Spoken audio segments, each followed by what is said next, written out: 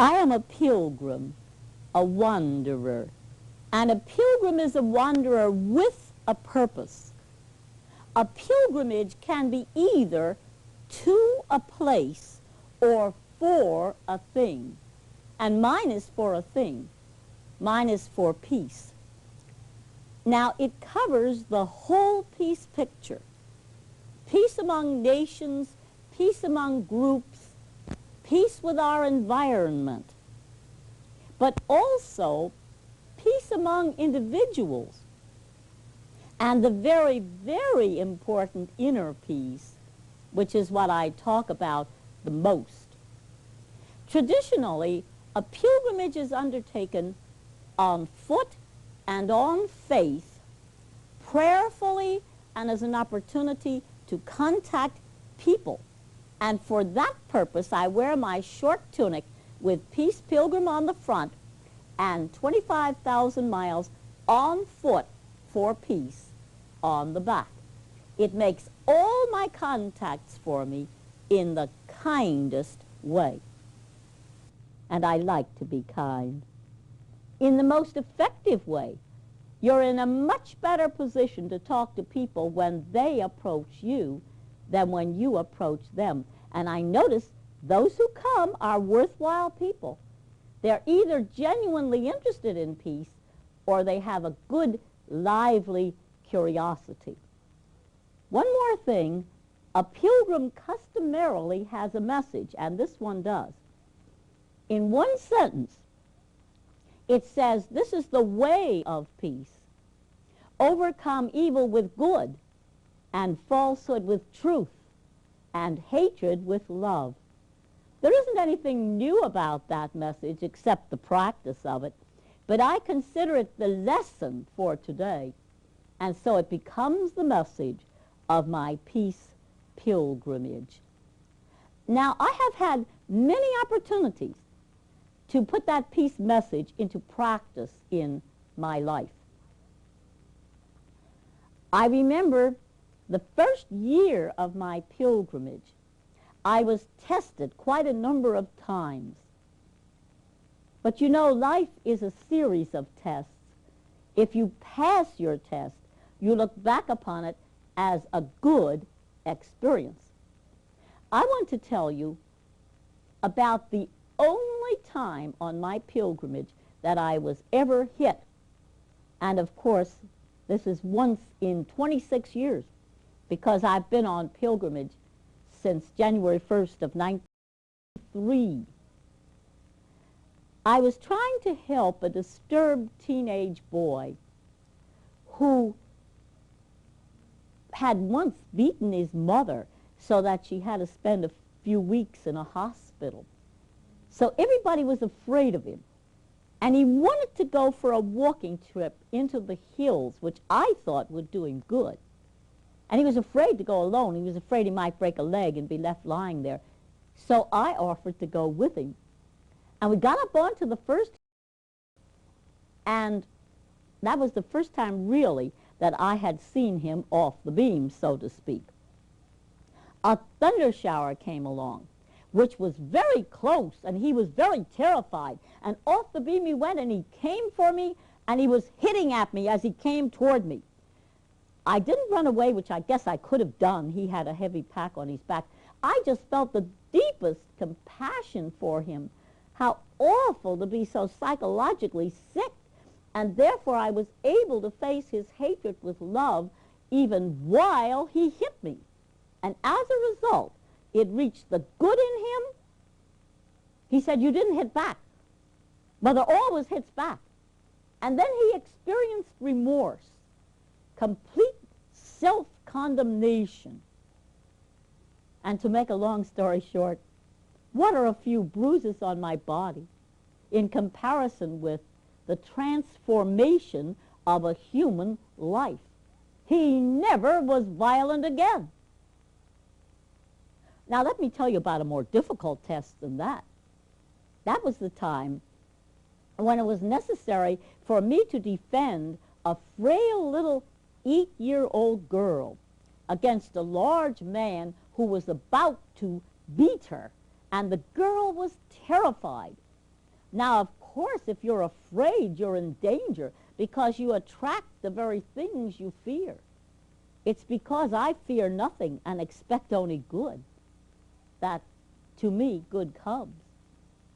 I knew her danger because of her fear, and therefore I put my body across the corner between the man and the girl, and I just stood and looked at that poor, psychologically sick man with loving compassion. He came close, but he stopped dead in his tracks, looked at me for quite a while, and then turned around, walked away, and the girl was safe. Now suppose I had forgotten the law of love and attempted to use the jungle law of tooth and claw. I would undoubtedly be dead today, and so would the little girl. We should never underestimate the power of the way of love, which reaches that spark of good in the other fellow, always there, no matter how deeply buried, and disarms him. Now, my preparation for this pilgrimage was not in walking or speaking. It was inner preparation. I had a 15-year preparation period. It was 15 years before the pilgrimage began, when I came out of my empty life of money and things and started to live to give instead of to get. And oh, what a difference my life just blossomed out. I attained the great blessing of good health. I knew my life work would be work for peace. And long after I had done the physical, mental, and emotional growing up, I began the psychological or spiritual growing up, which takes you from the self-centered life into the life that sees you in proper perspective as a part of the whole and works for the good of the whole. You just see that all human beings are of equal importance. They all have a job to do in the total scheme of things, and they all have equal potential, but we're in such varied stages of growth because we have free will. We choose as to whether we will finish the mental and emotional growing up, and we choose as to whether we will even start the spiritual or psychological growing up.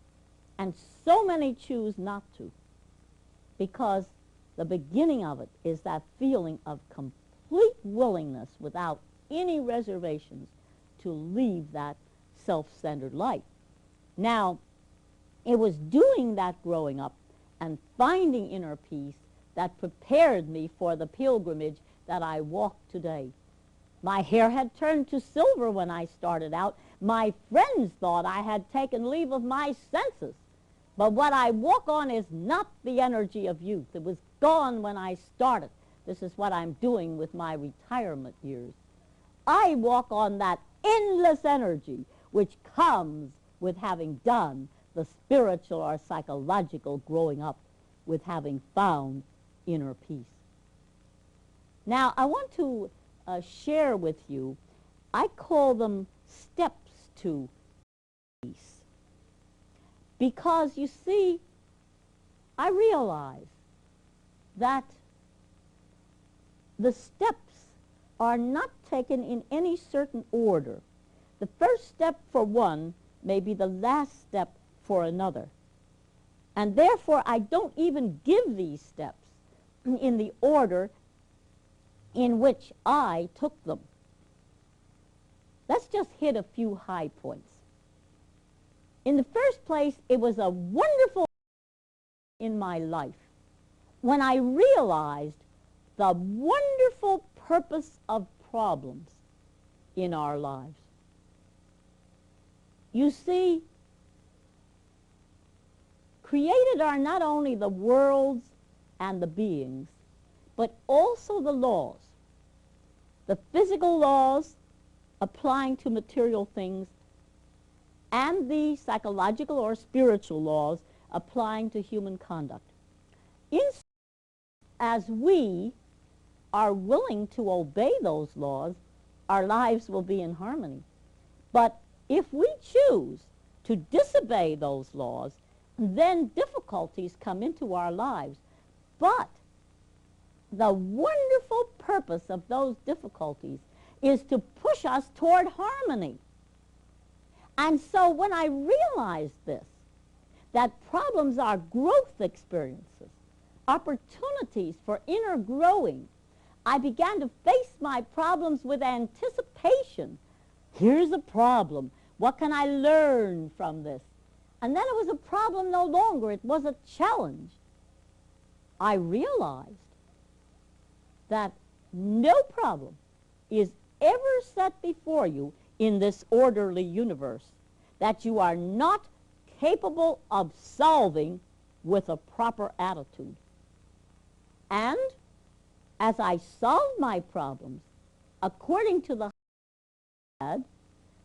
I began to grow and grow and grow. Why, I remember there was a time when I finally ran out of personal problems, but I didn't give up. I knew I could also learn and grow through helping to solve collective problems, like finding peace in the world. And that's the way I want to do my learning and growing today. But before I leave the subject of problems, I want to tell you about a lady who had a problem. It was something in her back. I remember she lived constantly with pain. I can still see her arranging the pillows behind her so it wouldn't hurt quite so much. And she was very bitter about this. Well, I talked to her about the wonderful purpose of problems in our lives. I tried to inspire her to have a more constructive attitude toward her problem. And I must have succeeded to some extent, because one night after she went to bed, and of course I'm reporting here because I'm even using her words, this is what she told me. She got to thinking about God, and she got to thinking, just imagine, God regards me, this little grain of dust, to such an extent that he sends the right problem for me to grow on. And she turned to God and she said, oh, dear God, thank you for this pain through which I may grow closer to thee. And then the pain was gone, and it has never returned. Well, maybe that's what it means when it says, in all things, be thankful.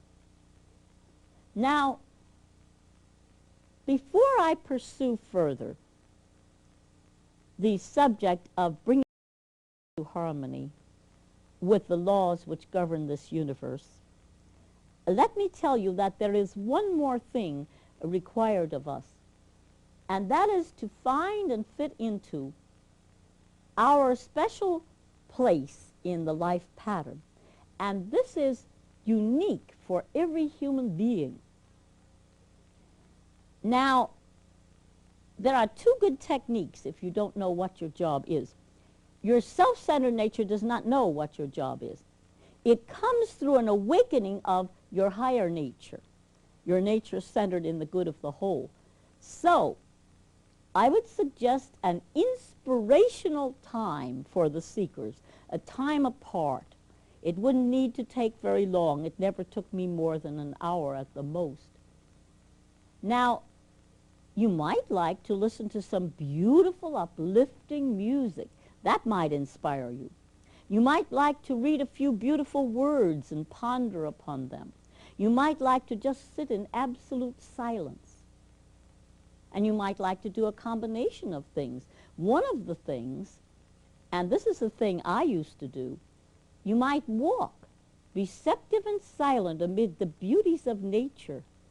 Oh, I remember the wonderful insights that came to me, and then I would put them into practice in my life. Now remember, if you're looking for your job, it's not likely to be something unusual. It's likely to be a well-recognized, useful task in society. And since probably you have had some motivations toward what your job is to be since you were a child, you might ask yourself now, what do I feel is right for me to do? What do I really like to do? Because after all, if it is your job, you will do it as easily and joyously as I walk my pilgrimage. And if it's several things that you feel motivated toward, remember, a life contains more than one thing. Oh, there would be a means of livelihood if you're the breadwinner. And probably you would be called into the family pattern by this thing referred to as falling in love. Then you would be guided as a family unit. But there's other things too. How about sensible living habits? Sensible eating, rest and exercise. All that is a part of a human life, and there's two more things. Something inspirational, at least one thing, and maybe a number of things. Something that will lift you up, and a path of service. Something that you do for somebody else. And the more you give, of course, the more you will receive of the real important things of life. In this world, you're given as you give. So you can ask yourself, what do I really like to do? And then out of those things, build yourself a beautiful life. Now let's go back to living, to the laws which govern this universe. And let me mention one of the things which was required of me. You see, my life was terribly cluttered with unnecessary possessions and meaningless activities, and simplification was required of me. Now, it was made rather easy for me because, you see, I took my vow of simplicity. I shall not accept more than I need, while others in the world have less than they need. And that was what motivated me to bring my life down to need level for me. And I realized that the need level of a pilgrim is about rock bottom. Most people would need much more than I need. For instance, if you're called into the family pattern, you would need the stability of a family center for your children. There are needs beyond physical needs. So I'm not telling you your need is the same as mine, but I'm just saying find your need level. When I found my need level, I felt a wonderful harmony in my life. What I want and what I need are exactly the same. You couldn't give me anything I don't need. And I don't in any way feel insecure, although others probably think I feel insecure because I don't always know where I'll sleep at night or where or when I'll eat next. But when you have inner security, you have no more feeling of need for material security. I feel very secure. And I know people must think I feel poor because I'm penniless, but I don't feel poor. I have actually great blessings, and therefore I feel rich. I have health, happiness, inner peace, things you couldn't buy if you were a billionaire. I'm thankful every moment of my life for the great riches that have come to me. I have discovered that unnecessary possessions are just unnecessary burdens. If you have them, you have to take care of them.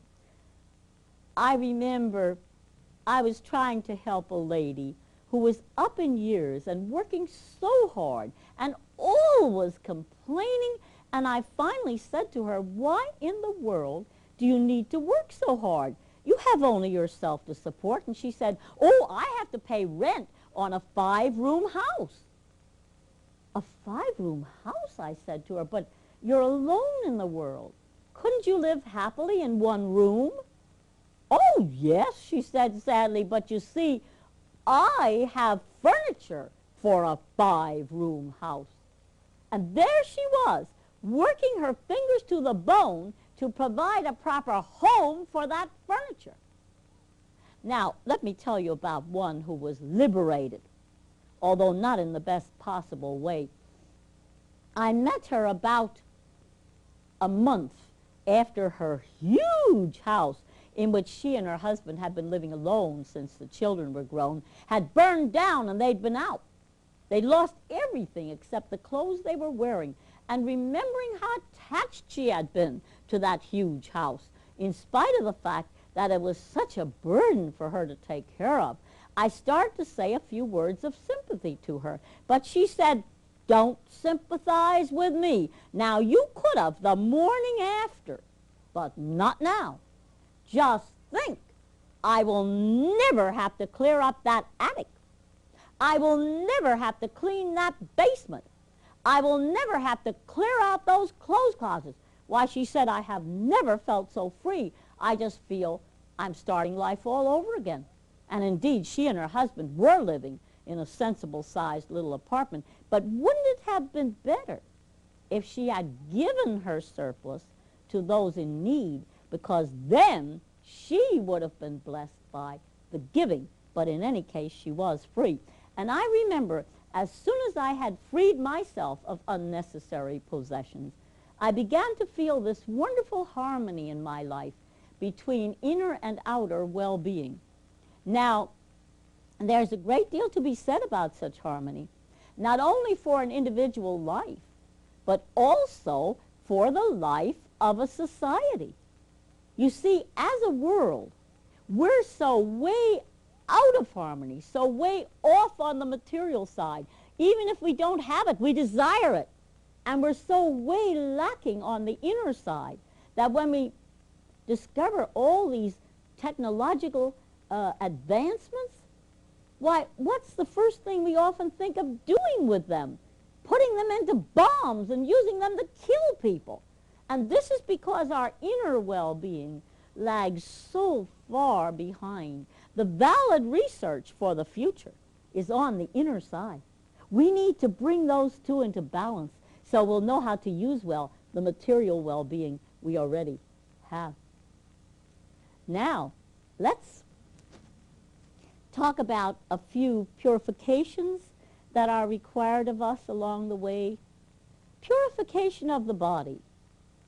Now, I know I'm not the body, but that doesn't mean I don't take care of it. I know I'm not the shirt, but I wash it and mend it just the same. I'm wearing it. And so, of course, as far as the body is concerned, I take care of it. I practice prevention. All things known to be bad for your health, I have cut out long ago. But let's talk now about a very important purification, the most important perhaps of all, purification of thought, because every moment of your life you're creating through thought.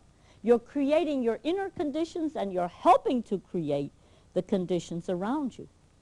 Why, I just think about the best that could happen, all the good things I'd like to see happen. And if someone were to do the meanest thing to me, my automatic reaction would be to feel the deepest compassion for that person who is hurt by having done a mean thing. And I certainly wouldn't hurt myself by a wrong reaction of bitterness or anger. You see, we have free will, and really we can only be hurt inside by our own wrong actions, which we have control over, by our own inaction when action is required of us, or by our own wrong reaction to someone else's action. Now, let me tell you a story or two about how negative thinking made someone ill. And I'll take examples from a health resort where the people were living on just about as perfect a diet as could be devised. And yet they were ill, some of them. One was a man. He was 65 years old when I knew him. He was manifesting symptoms of what was called a chronic physical illness. I remember I talked to him, and I realized there was some bitterness in his life. I couldn't put my finger on it because he was getting on well with his wife and his grown children and the folks in his community. But I found that the bitterness was there just the same. He was harboring bitterness against his father, who had been dead for many long years, because his father had educated his brother and not him. And just as soon as he was able to relinquish the bitterness he had been harboring against his dead father, the so-called chronic illness began to fade away, and in a short time it was gone. And then, let me tell you about a lady confined to her room, and she had been for quite some time. So I went in to see her. Well, I could tell immediately by the lines in her face and the tenseness of her that this wasn't physical at all. And I don't think I had talked to her for more than about 5 minutes before she was telling me all about how mean her sister had been to her. And the way she told it, I realized she had told it again and again, and that she mulled that bitterness against her sister over constantly in her mind. And I found myself explaining to her that if she would forgive, ask forgiveness, and make peace with her sister, then she could look for an improvement in her health. Huh! She said, I'd rather die. You have no idea how mean she was. So the thing drifted for a while. But one morning, early one morning, she wrote this good, inspired letter to her sister. Well, she showed it to me when I came in. I made a special trip into town to mail it before she would change her mind. And when I got back, sure enough, she had changed her mind. Oh, she worried a little. But by return mail came a letter from her sister. And her sister was so glad they were to be reconciled. And do you know, the same day that letter arrived from her sister, that woman was up and around and out of doors, and the last I saw of her, she was joyously off for a reconciliation with her sister. So I guess there's something to that old saying, that hate injures the hater, not the hated. It isn't enough just to do right things and say right things. You must also think right things before your life can come into harmony. Now, how about purification of desire? What are the things you are desiring? Are you desiring perfectly superficial things like pleasures or new items of wearing apparel or new items of household furnishings or new cars? You can come to the point of oneness of desire just to know and do your job in the total scheme of things. And when you think about it, is there anything else that is really important to desire? And then there's another purification. It's a tricky one. It's purification of motive. What's your motive for whatever you may be doing? Now, I've never met a person with purely bad motives. I meet people, however, who have mixed motives. Good and bad motives all mixed together. For instance, I was talking to a man in the business world, and he admitted that his motives in the business world were not always the highest, but mixed in with them I found good motives. Caring for his family, doing some good in his community. Very mixed motives. And then I talked to people who are studying the most advanced teachings, and they wonder why nothing is happening in their lives.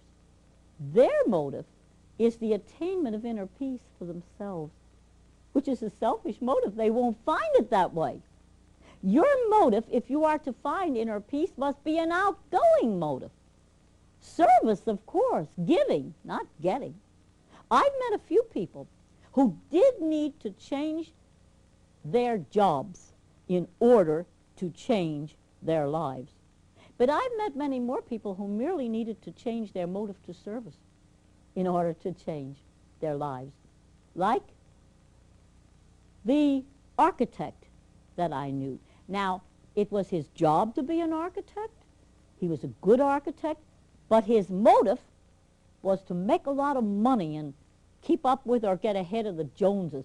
And he worked himself into an illness in spite of the fact that he was actually doing his job in the life pattern. Well, I talked to him about the joy of service. I remember I got him to do some little things to be of service, because once you've learned the joy of service, you can never go back into completely self-centered living. And I corresponded with him a bit after that. And then, on the 3rd year of my pilgrimage, I walked through his hometown. Of course, I was anxious to see how he was getting along, and I stopped in to see him. I hardly recognized him. He was such a changed person, and changed for the better. He was drawing a plan. He started talking about it. He said, you see, I'm designing it this way and this way to fit it into their budget. Then I'm setting it this way on the plot of ground to make it look as nice as possible. His motive was to be of service to the people he was drawing plans for. He was a radiant, transformed person. And incidentally, his wife told me that business had increased by leaps and bounds, because everybody for miles around wanted him to draw their plans. Now, I was staying with a lady who was the foremost real estate dealer in town, and I soon discovered why. She felt it was her job to fit together the proper house and the proper family. And if a family came to her and she really didn't have a proper house for them, she would call up all the other real estate dealers to try to locate one. So even they couldn't say very hard words against her, and she was definitely the most popular real estate dealer in town because she was following her calling with a right motive. Now, we could talk also about a few relinquishments which are required of us. I think I'm going to mention just 3. One is relinquishment of the worry habit. Now, the nicest people still worry. Worry is not concern. Concern is good. Concern leads you to do everything possible in the situation, whereas worry is this useless mulling over of things we can't change. It's a total waste of time and energy. Now, I found 2 techniques that worked very well. I said to people who had the faith for it, do everything you can in the situation and then leave the rest in God's hands, the best possible hands. Now, in the beginning, they often needed to take it back several times before this became a habit with them, you see, to do everything possible and then leave the rest in God's hands. But there is another technique also. How often are you thinking about the present moment? It's usually all right. If you're worrying, you're either agonizing over the past, which you should have forgotten long ago, or being apprehensive over the future, which hasn't even come yet. We tend to skim right over the present moment. And since the present moment is the only moment anybody has to live, if you don't live the present moment, you never really get around to living at all. And if you do live the present moment, you tend not to worry. For me, every moment is a new, wonderful opportunity to be of service. Then there is the anger habit. Now, there's tremendous energy that comes with anger. It's sometimes called the anger energy. You don't suppress it, which would hurt you inside, nor do you express it. That would not only hurt you inside, it would cause difficulties in your surroundings. What you do is transform it. You somehow use that tremendous energy constructively on a task that needs to be done, or perhaps a beneficial form of exercise. I'll just tell you what a few people did. One of them, it was a lady, washed the windows in her house. Another lady vacuumed the house, whether it needed it or not. Another one baked bread, nice whole grain bread. Another one sat down and played the piano, loud marches first, and then she'd cool down a little bit and start playing gentle things like lullabies. Then I knew she was all right. There was a man got out his manual lawnmower. Now that has no motor, and mowed his big lawn. One day I was staying next door to him. He came over and borrowed his neighbor's power lawnmower, and so I spoke to him about it, and he said, oh, without the anger energy, I could never mow that big lawn with a manual lawnmower. See, it's really tremendous energy. Let me tell you about a man who saved his marriage. He had such a bad temper, his young wife was about to leave him and take their 2 small children along. And he said, I'm going to do something about this, and he did. Whenever he felt a temper tantrum coming along, instead of throwing things around the house, as had been his previous custom, he got out there and jogged round and round the block until the energy was all used up and the temper was all gone, and he saved his marriage. I saw him again. It was years later. And so I said to him, well, are you still doing some jogging? A little bit for exercise, he said, but I haven't had a temper tantrum for years. As you use the energy constructively, you lose the anger habit. It's just a habit. Now, sometimes there's a couple that have the anger habit. And this couple did. And they both got angry at the same time. Well, they decided to walk around the block. And they got out there, and one walked one way and one walked the other way. But of course, they met at frequent intervals. And when they could meet amicably, they walked home together and discussed what had caused this and what could be done to remedy it in the future. Now, this was a very wise thing to do. You never talk to anyone who is angry. That person is not rational. You wait until the anger habit is gone before you talk to that person. Now, let me tell you one more story. This was a young mother. She had 3 small children under school age. And she said to me, when I get mad, I feel like running, but I can't. I can't leave my 3 small children. And I said, have you ever tried running in place? And I can just see her running in place. She wrote to me, and she said, it works wonderfully well. It not only gets rid of the anger energy, but it amuses the children. You might as well do 2 things at once. And then there's one more habit we might just touch. How about the fear habit? You know, these things can all be taught. Fear can be taught. Let me just give you an example of how fear was taught. This lady was a college professor. She taught English at a college. And every time there was the slightest rumble of thunder, she would become hysterical, absolutely irrational. When she was a small child, whenever there was a thunder shower, her mother ran and crawled under the bed, and of course the kids crawled under with her. She was taught by her mother to fear thunder showers. Now, I realize that there is a general rule that can be applied. Almost all fear is fear of the unknown, and you become acquainted with the thing you fear. Well, of course, it was necessary to learn all of the safety rules before we could become acquainted with thunder showers, but it finally, of course, worked out very well. But I think I'll tell you another kind of a fear story. I'll tell you about a lady who was afraid of a group of people. I think I won't even mention what group of people. It doesn't matter. But this lady, her husband's job had been transferred to another part of the country, and she found herself living among these people that she feared. Now, I remember since she was a musician, I first got her acquainted with their music. And then I found a woman of the group she feared who had 2 children about the same age as my friend's 2 children. And we all went over to see this woman. The 2 boys ran off together, the 2 girls ran off together. They weren't afraid of each other. And then, of course, we became acquainted, and it had a beautiful ending. because, they attended one another's churches, and they just loved each other when they got to know each other.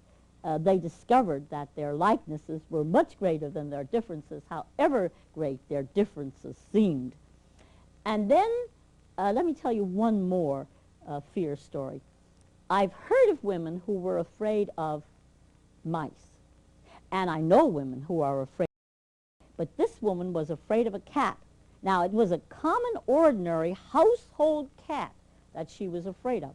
And there were cats in her neighborhood. All her friends had cats. And whenever she encountered a cat, she screamed, she ran, she became hysterical. And, of course, she wanted to get rid of this fear of cats.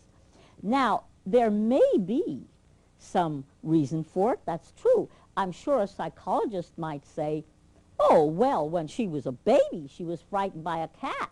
She's forgotten the incident, but the fear still remains, and that may be true. But still, the rule is the same. So I said to her, if you wish to overcome your fear of cats, you must become acquainted with a cat. Oh, no, she said. I said, well, are you afraid of a kitten? Well, not if it's small enough, she said. So I went and borrowed a cute small kitten. They said I could either borrow it or keep it. And I brought it to her, and I said, there, are you afraid of that? Oh, not that little thing, she said. All right, I said, now you must feed it, play with it, become acquainted with it. And, of course, the end of the story is the kitten grew into a cat. But by that time, she was so attached to it, she wouldn't give it up. And now she had completely lost her fear of cats by becoming acquainted with a cat. And now she could talk cats with her friends. You know, we live in a wonderfully well-ordered universe. The laws which govern this universe will bring us good as soon as we obey them. And the good in every human life always makes us capable of obeying these laws. But we have free will about this, don't we? And therefore, how soon we obey and thereby find harmony both within our lives and within our world is up to us.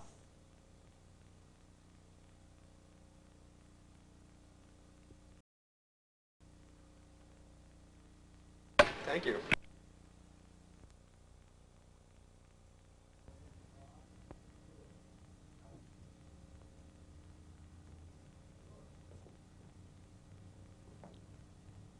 The first question has to do with so-called adverse experiences that come to you.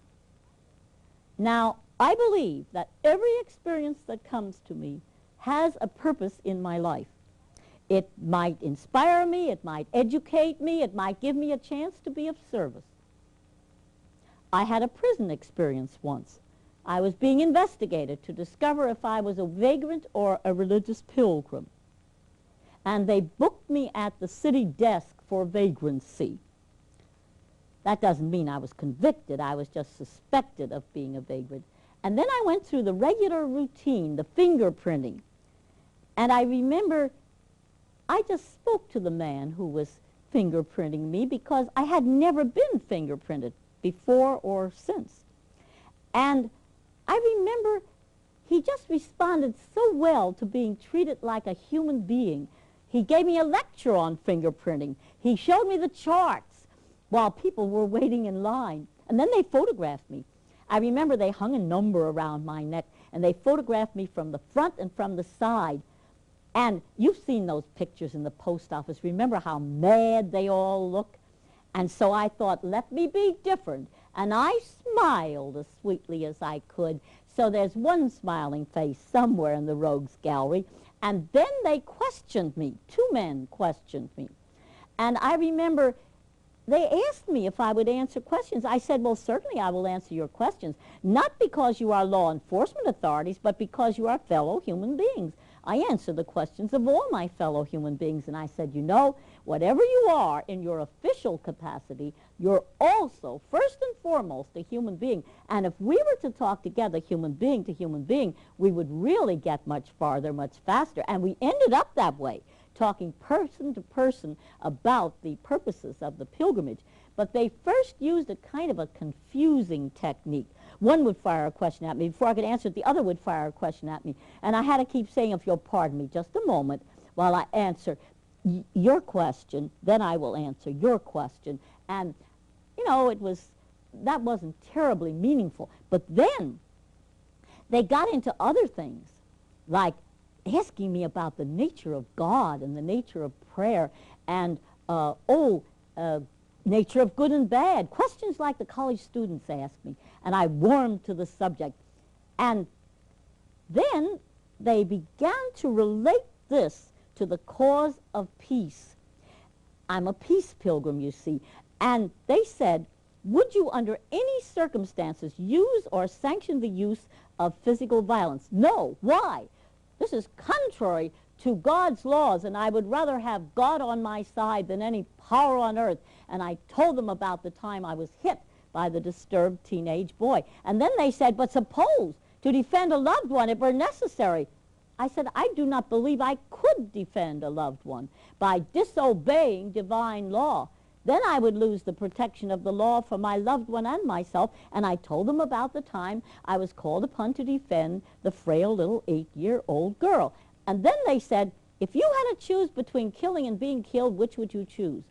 Oh, I said, I don't think I would need to make such a choice as long as my life remains in harmony with divine purpose, but not unless it were my calling to be a martyr. Now, that's a very rare calling and a very high calling.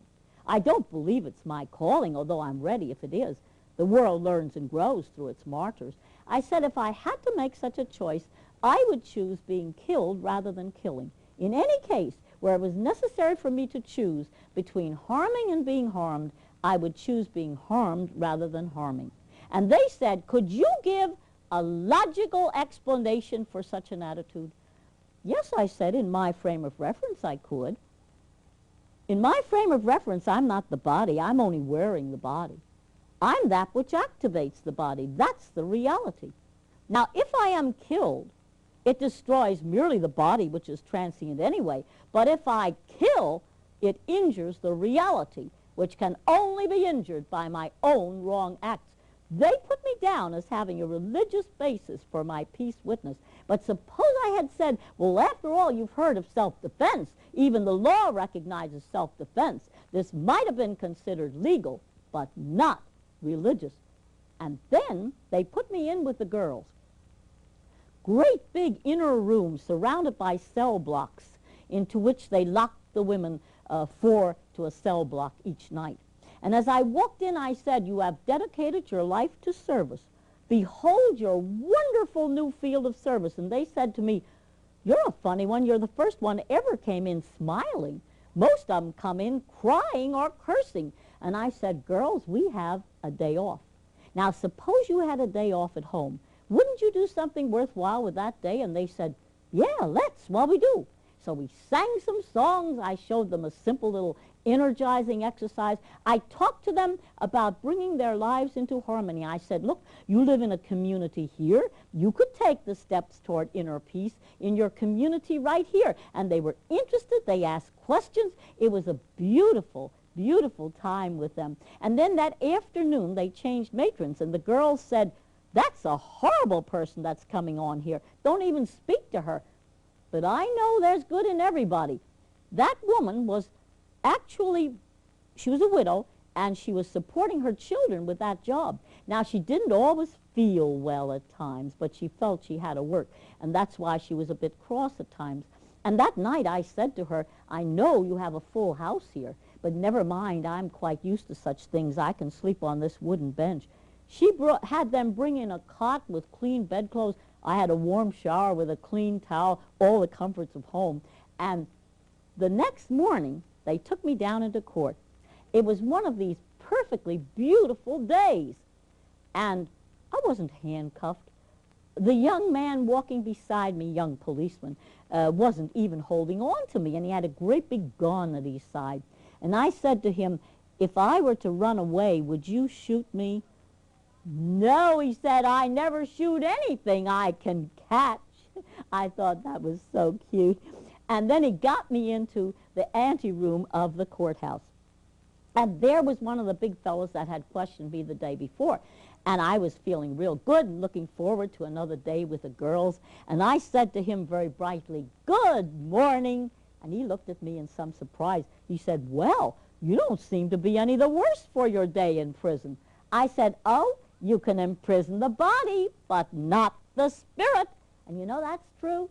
And then, of course, when I went before the judge, they said that they had discovered I had a religious basis for my peace witness, and the case was dismissed, and they took me right back to the highway where they had picked me up. Now, another question was as to the nature of God.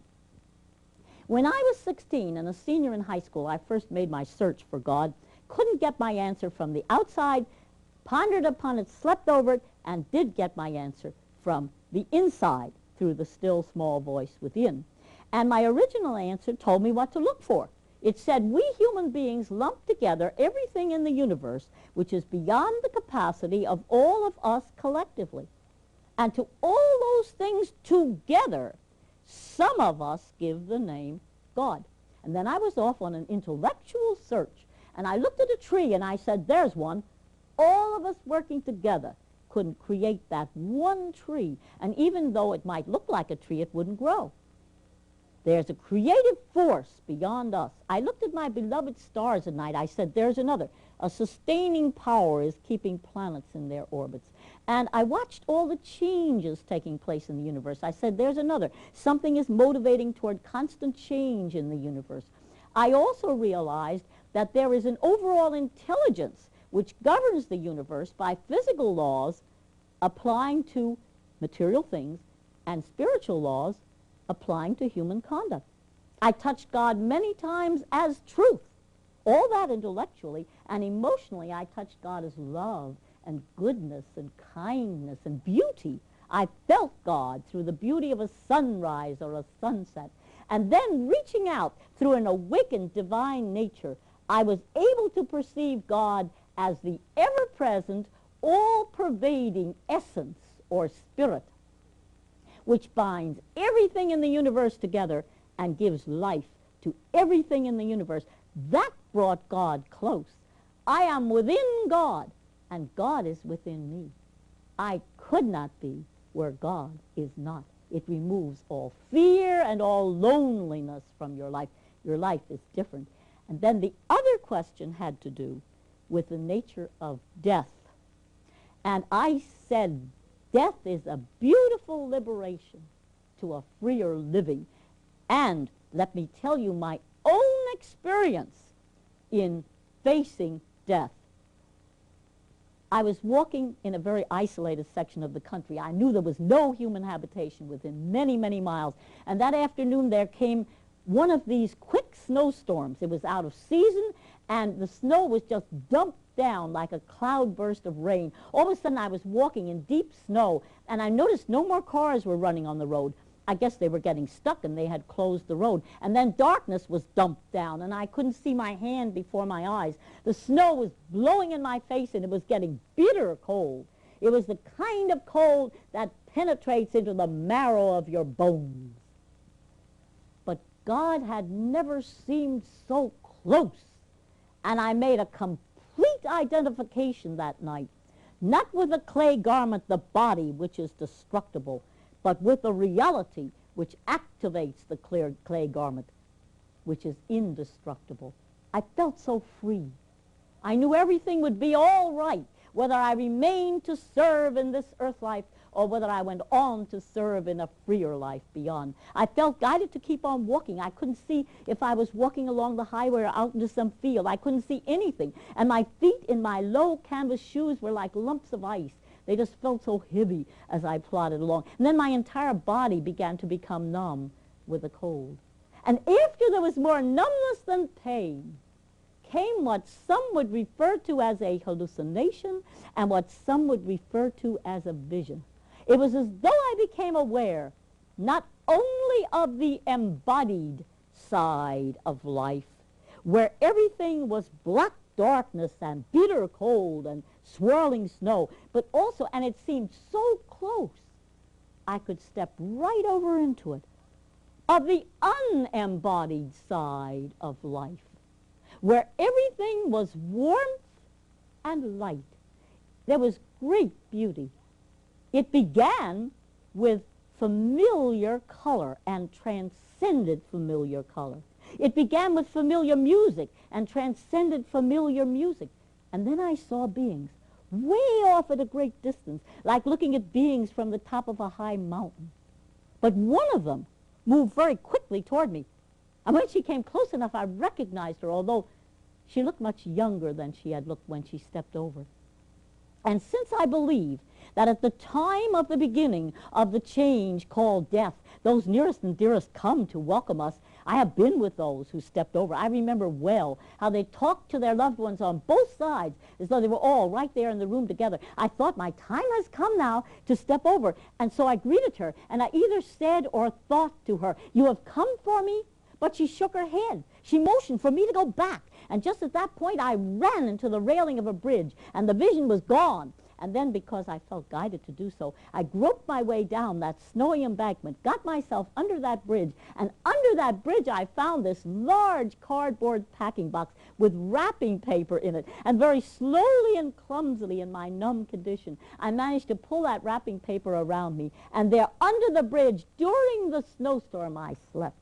Even there, shelter had been provided, but provided also had been this experience. Had you looked at me in the midst of it, you might have said, what a terrible experience that poor woman is going through. Looking back upon it, I can only say, what a wonderful experience, in which I faced death, feeling not fear, but the constant awareness of the presence of God, which is what you take right over with you. And of course, I believe that I have had the great privilege of experiencing the beginning of the change called death, so that now I can rejoice with my loved ones as they make the glorious transition to a freer living. And you know, in our world today, we also seem to be in the midst of a terrible situation. Trouble here, trouble there, violence in our own streets, but we cannot evaluate it while we are so close to it. There is darkness in our world today, yes. It is due to the disintegration of things which are contrary to the divine law of love. But let us never say hopelessly, "Oh, this is the darkness before a storm." Let us rather say with faith, "This is the darkness before the dawn of a golden age of peace, which we cannot now even imagine. For this, let us hope and work and pray."